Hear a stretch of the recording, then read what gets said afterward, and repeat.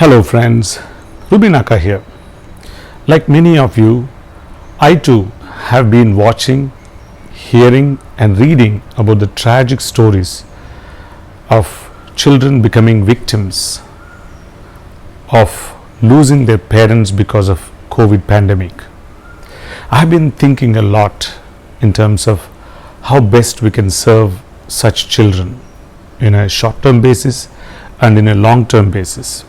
Yesterday I made a video titled COVID Orphan Option, where I talked about non-formal kinship care. In general, I feel foster care probably might be a best option to help such children in a short-term basis and in a long-term basis. So as I was thinking, a thought crossed my mind where last month when the JJ Act was amended, during the debate,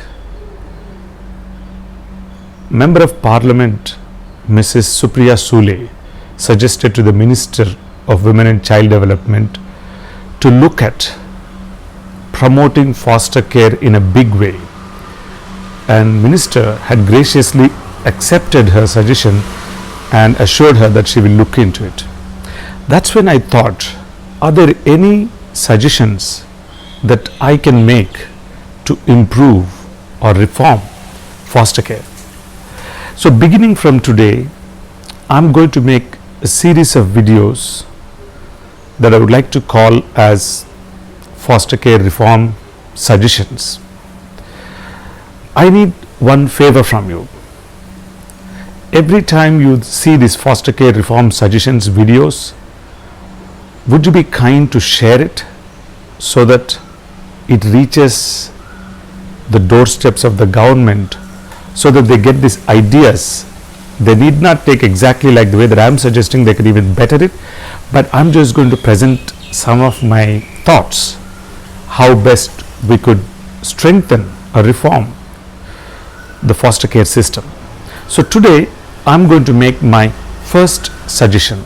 But before I make my suggestion, I want to give you a little brief about what foster care is. Foster care is one of the non-institutional care services provided for children in need of care and protection under the JJ Act. When I say non-institutional care services, see, every time you see a child who is in need of care and protection, they need not be admitted to institutions. The government's focus is very much on non-institutionalization of children. They should grow up in their homes. They must grow up in the communities. I totally agree with that. So there are three kinds of foster care options. One is non-formal kinship care, which I spoke about yesterday, and I'm giving you the link for that video in the description box below. Second one is family foster care, and the third one is group foster care. We're not going to go into each of these foster care options, but my suggestion is very different today. My suggestion is about identity. Now, when we talk about adoption and foster care being non-institutional care services, I look at them as equals. But foster care is clubbed with adoption under a name called Central Adoption Resource Authority. So many people only think CARA as a central authority for adoption, but they don't think about foster care. So basically it is like having two children, with one child being able to carry the family name and the other one is not being able to carry the family name.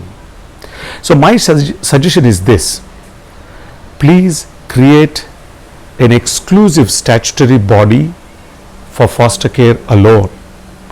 If that is not a possibility, at least change the name of the organization, name of the statutory body that is existing today from CARA to reflect foster care also. Probably like Central Adoption and Foster Care Resource Authority, or whatever you think is appropriate. So that is my first suggestion, that we should have an exclusive statutory body to promote foster care? If that is not a possibility, change the name of CARA to include and reflect foster care also as an equal partner of adoption. I hope you like this video. If you do, please give me a like, share it, comment on it, and most importantly, don't forget to send me your questions. Till we meet again, goodbye.